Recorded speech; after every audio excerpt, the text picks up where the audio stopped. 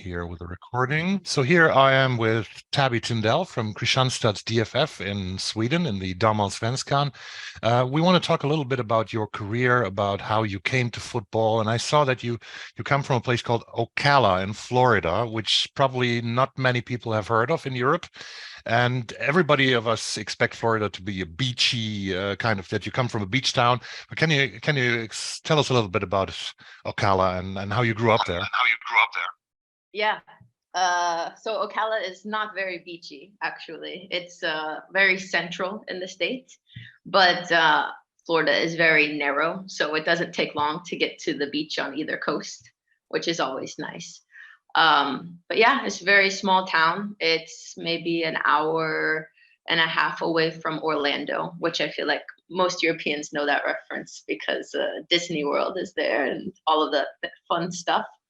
But yeah, a really small town, not much to it, but raised there all through the elementary years and high school and everything. And yeah, that's where I started playing soccer with a local team, a really basic team. We didn't get much exposure because it was so small.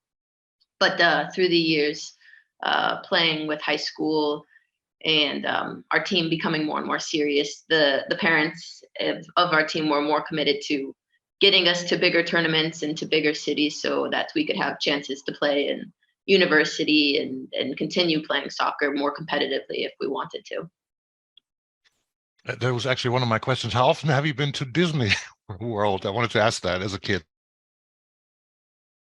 Yeah, we went quite often when I was little. My grandparents on my father's side lived in Orlando. So I believe when we were little, we kind of had like annual passes so we could come and go as often as we visited. But as I got older, we had less and less time for that. But yeah, big Disney World fan. You went to Trinity Catholic High School, and I looked the school up, and they say on their website, I quote here, Trinity Catholic High School is a rigorous college preparatory school. We have built a faculty that focuses on integrity, accountability, learning, and exceptionalism. And they also say that they try to educate you as to commit your life of service to others. So my question is, how much did that sort of made you as a human being, as a girl, as a woman, and also as a football player? How much did this school has had an impact on you? Yeah, for sure. I mean, you have done your research. It's pretty impressive. But yeah, the school was definitely really difficult.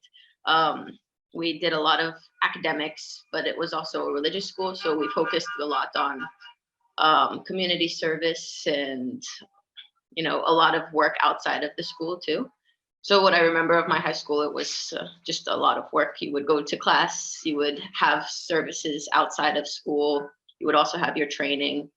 But I think it did really prep me much for university life. You're at high school in the States, you're living at home while you're going to high school. So you get that kind of support, but also the challenge of what life can be like after that. So yeah, it was really beneficial, and I met a lot of my closest friends then, and that was really the beginning of my competitive playing in high school. Because after that you went to Florida Gulf Coast University in Fort Myers on the that's the Atlantic coast. No, it was the Gulf Coast. The Gulf Coast, yeah. And when I saw what they wrote about you in like 2015 or so, they exactly referred almost to that, because they wrote about you that you are doing a lot of service to others. Exactly what your high school sort of demanded from you is still going on when you are a young adult. That's very interesting, I think. Yeah, definitely.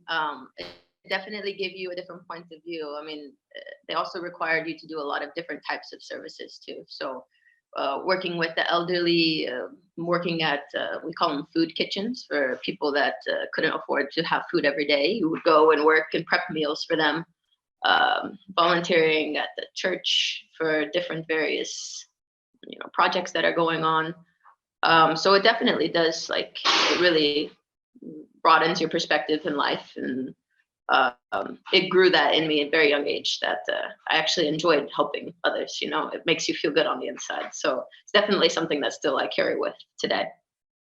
Yeah, and they also write about you that you take responsibility, that you are a leader. So they're very important things also for being a football player, successful soccer player, aren't they? Yeah, for sure. I mean, it definitely matters a lot to, I think, have a strong voice and a strong opinion, especially when it comes to the team environment, when there's, 20, 30 girls in a locker room. It's important to have strong leadership. And I think that was something that definitely was built in me when I was going through like my high school years and being a teenager, getting that push to be like more independent and kind of like figure out your own opinions and not just agree with things just to agree with things, but to have, your reasons why and your values and everything. So to me, that came more naturally. I think, I always had a very clear vision of who I wanted to be. And I think that also translates over to becoming more comfortable with yourself and then becoming more of a leader to the people around you. When did you become a forward? Was it all in your childhood years? And then one thing about the American drive that Evelyne Gunnarsdottir said that on the website when they recruited you to Kristianstad, like in 2022. She said Tabby's going to add that a little bit more of that American drive that we can need in Sweden. Is that also something that you learn as a kid already? Because I remember talking to Becky Edwards. She played in Hammarby for many years ago, and I remember talking to her, and she said that sentence which I will never forget. She said, in the US, we say silver is for losers. So how about that kind of mentality? And yes. Yeah, I mean, I think competitiveness is built in almost everything we do back in the States.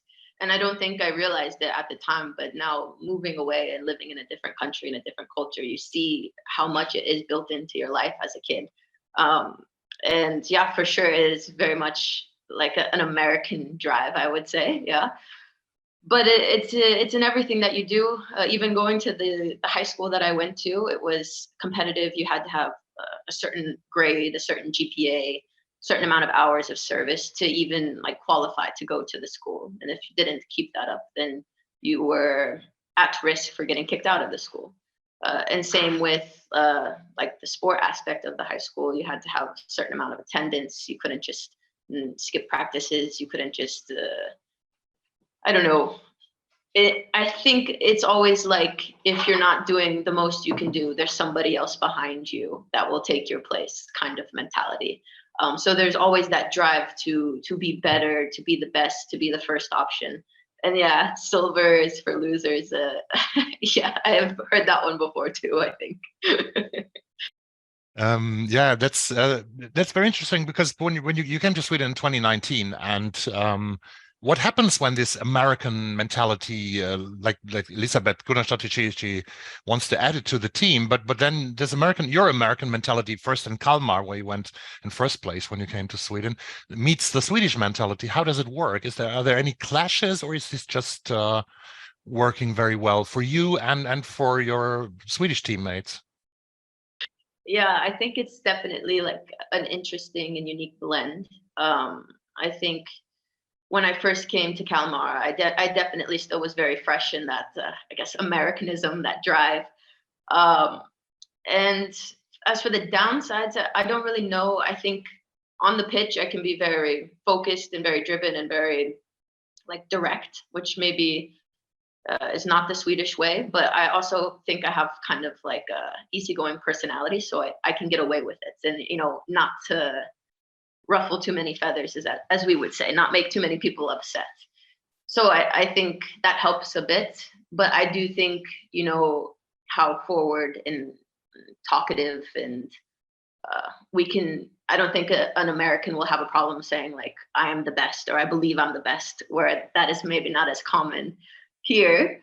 So maybe there you could butt heads a little bit. But I think the blend on the positive side is very unique, because you do have this like inner drive instilled in you, this want to be the best, this want to be the most competitive, this want to win everything. And then you mix that in with the Swedish culture, at least in playing, where it's more tactical. You want to outthink your opponents. You want to have good technique. You want to have all of these other aspects. So for me, it was kind of the perfect blend where I could come in with a strong work ethic and kind of adopt all of these other tools that I've learned here in Sweden. You have also studied for becoming a coach, because after you've been to Fort Myers at the university, you went to Tampa and worked as an assistant coach for a while. So I guess you have done some kind of coach training, coach education or something like that. So you have a different understanding of the game already as a very young person. I remember I talked to Lynn Williams some years ago, and she said that it was pretty late in her career that actually a coach asked her to do strategical and tactical things that he tried to give her an deeper understanding of the game. But with you, it must have come earlier, hasn't it? Because you have a coach. Yeah. So after I finished university, I was a little burnt out with playing. I think, that drive always, it takes its toll after a while if you don't have a good balance. So after I graduated from university, I actually decided to stop playing for a bit. And I moved to Tampa to coach with one of the coaches that had recruited me to university. So I was very close with her already. And yeah, I think it definitely gave me such a unique perspective on the game. I mean, as a player, you're so focused on just getting onto the pitch and doing what you love to do and doing your job, but you're not really thinking about all of the background noise.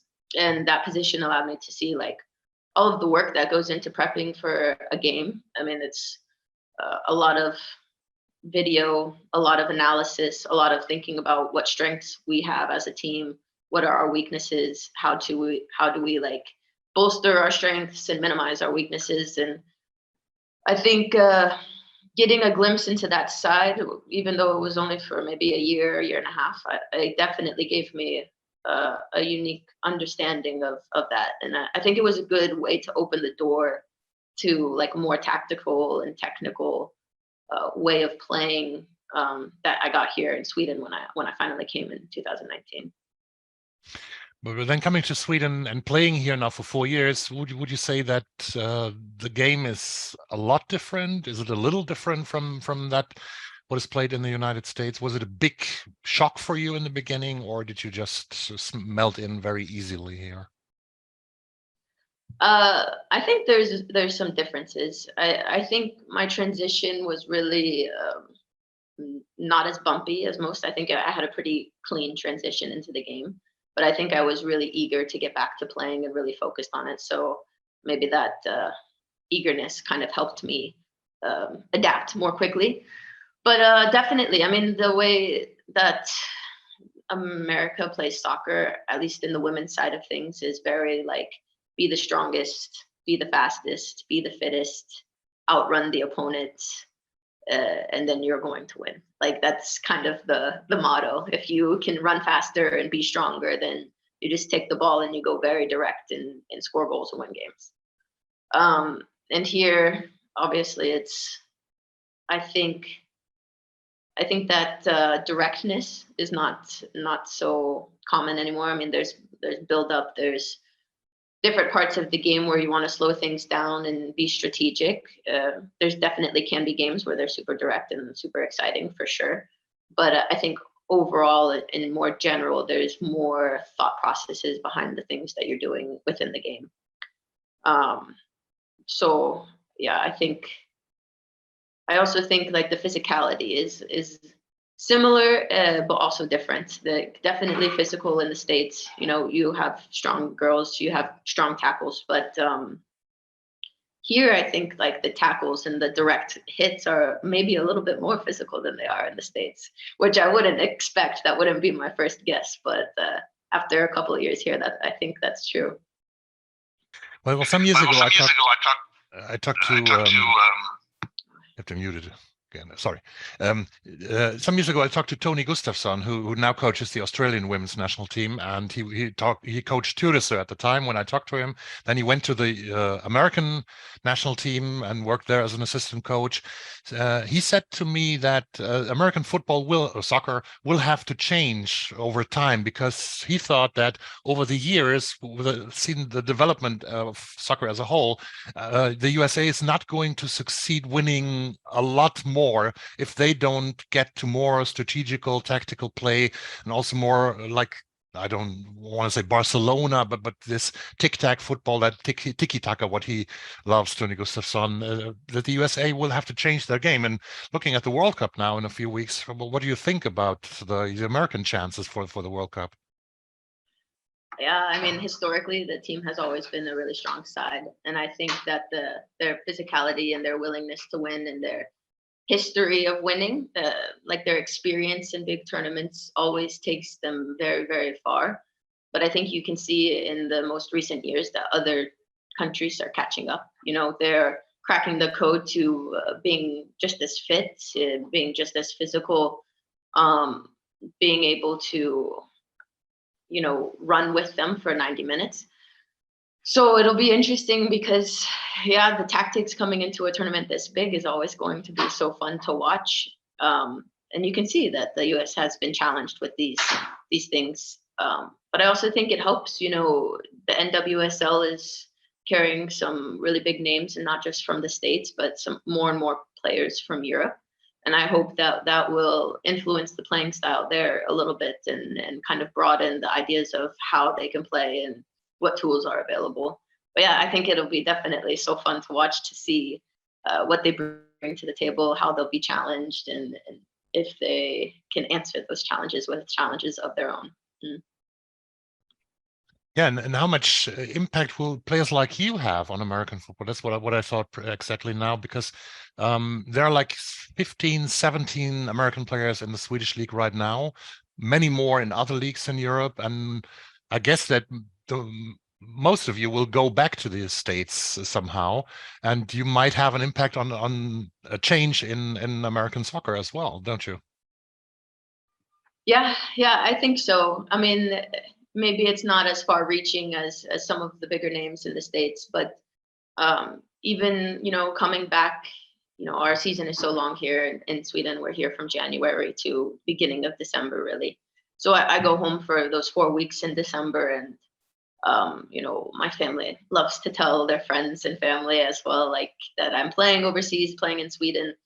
And I get a lot of people close to my family asking me to talk to, like, their young girls who are playing soccer or starting a sport, and come out and watch them train, or just say hi. And I think that's really rewarding in its own way, because, you know, it's the little ways that you can reach the next generation. And, you know, there's so many big things happening with, like, the explosion of views on all of the games in Europe, Champions League, WSL, everything is just growing so much with these big tournaments and big clubs. But the little things, you know, reaching out to these little 6, 7, 8-year-old girls and telling them that it is possible to go play in Europe professionally is a huge thing. And it's not something that I got as a child when I was that age.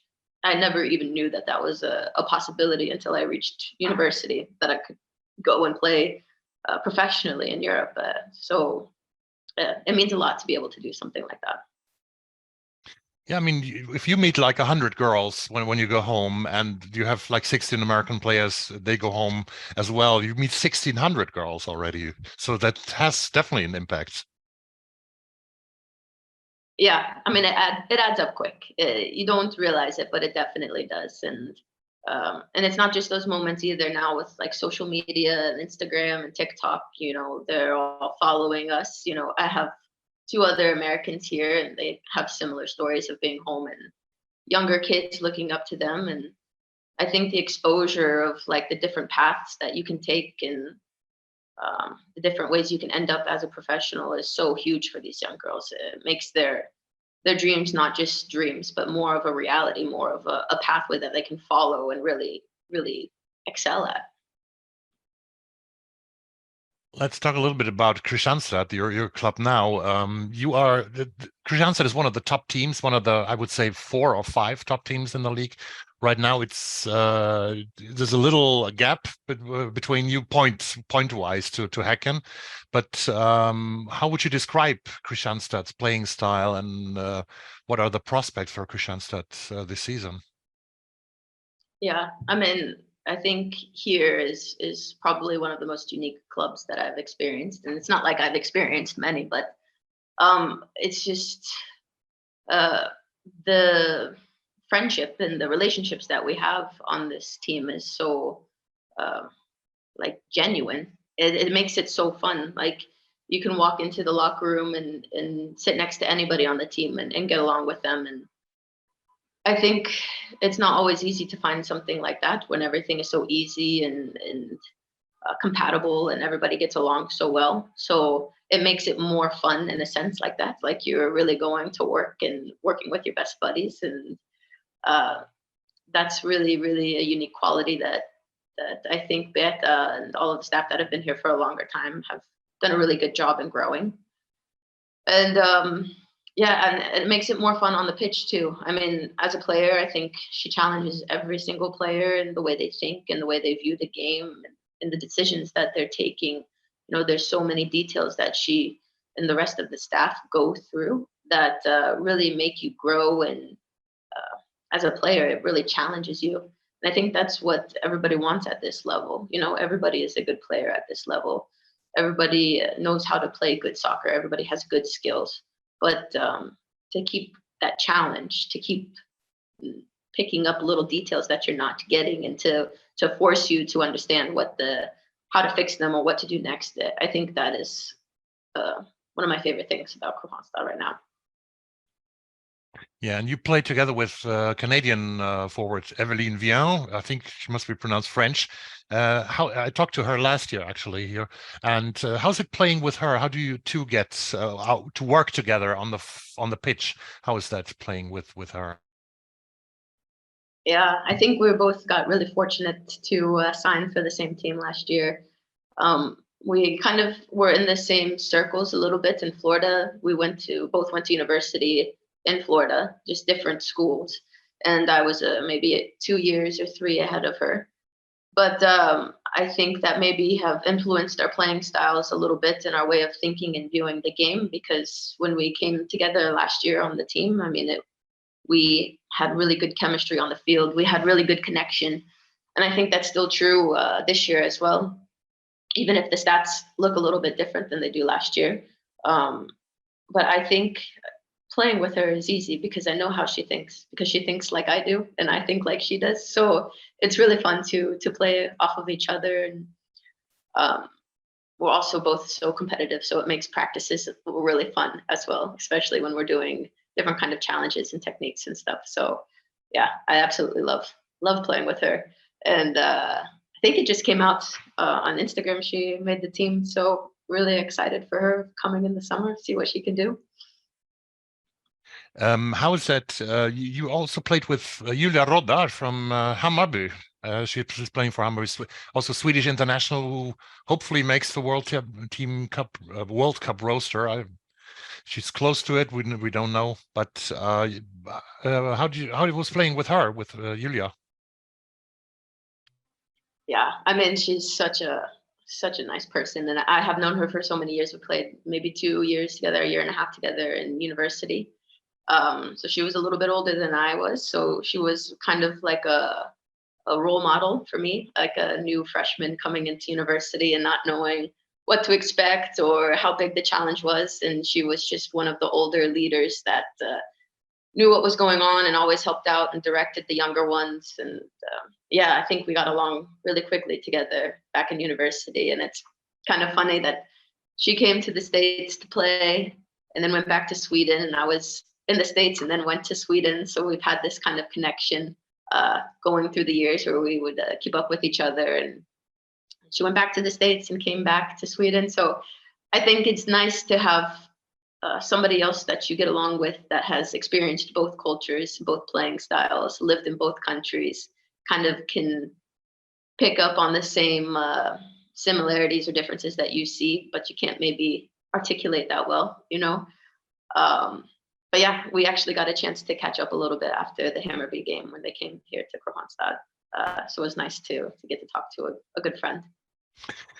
Is that one of the great things about playing soccer, that you meet? So I talked to Katrina Guillou of PTO last week, and she said, I think that the greatest thing about soccer is almost building these huge networks that you get to know so many people, and so many people stay in your life even if you go somewhere else. Would you agree with her that is one of the greatest things?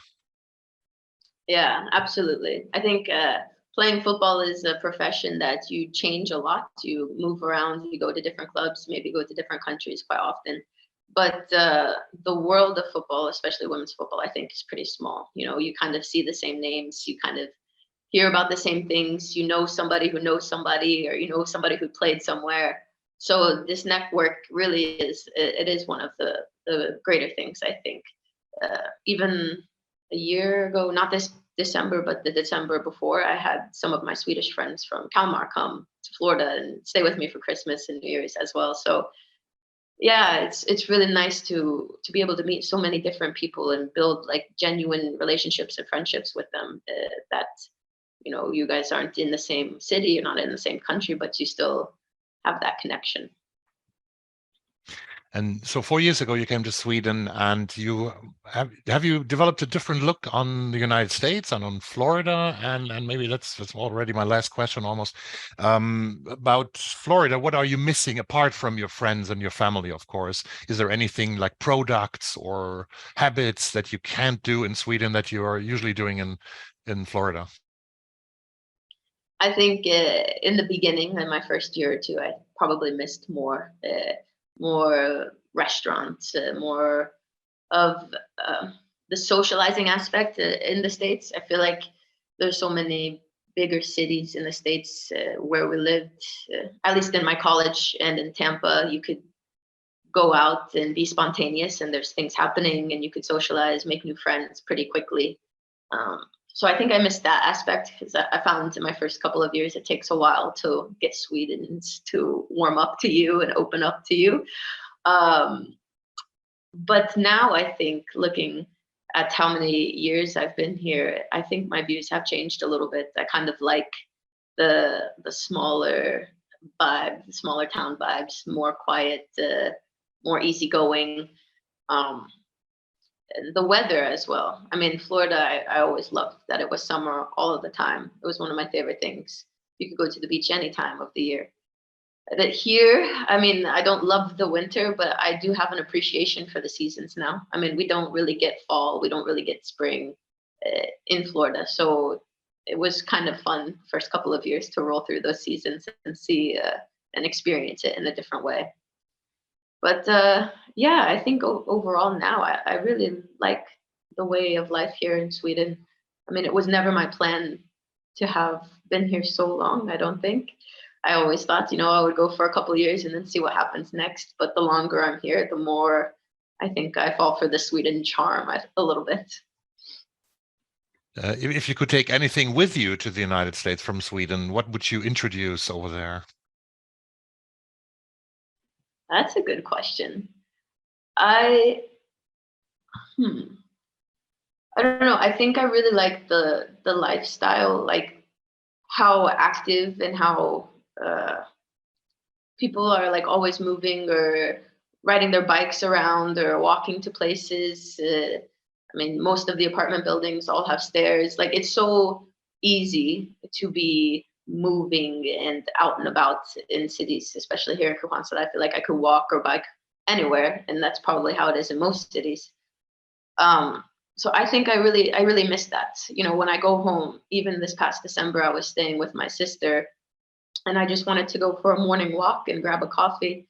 And it's I had to go out of the neighborhood. It took me like 25 minutes, and then down this really busy road, another 20 minutes to get to one coffee shop. And I remember thinking to myself, I just miss being able to walk into town and grab a coffee and coming home without all of this chaos around. So I think that is one thing that I would like to have more American experience. Okay, I mean, Thank you very much for talking to me. That was very, very interesting talking to you. And we could go on, but people don't watch and don't listen if we talk like for hours and hours. But have a great rest of the season, and thanks very much for talking to me. Thank you. Thank you. Yeah, thank you for having me. I really appreciate it. It was fun. I do feel like we could talk way more. Maybe another absolutely. time. Absolutely. I will see you in Stockholm someday and we'll say hello. Yeah, perfect. Have a great day. Bye. Bye.